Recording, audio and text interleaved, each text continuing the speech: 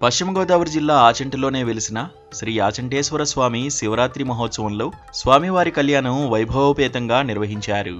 స్మార్త ఆగమ శాస్త్ర ప్రకారం పార్వతీ సమేత శ్రీ రామేశ్వర స్వామి కళ్యాణం వేద పండితులు, మంత్రోచ్చారణ, మంగళ వాయిద్యాల నడుమ వైభవంగా జరిగింది.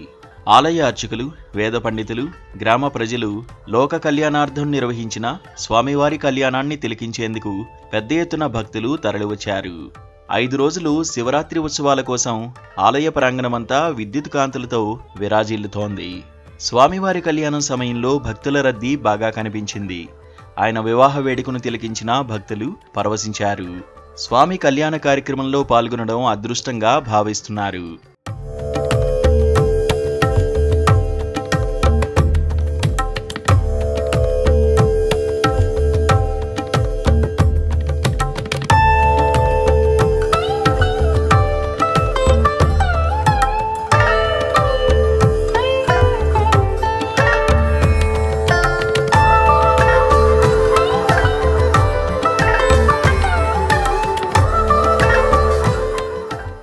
ఇక శివరాత్రి మహోత్సవాల సందర్భంగా ఆచంట మొత్తం వైభవంగా కనిపిస్తోంది.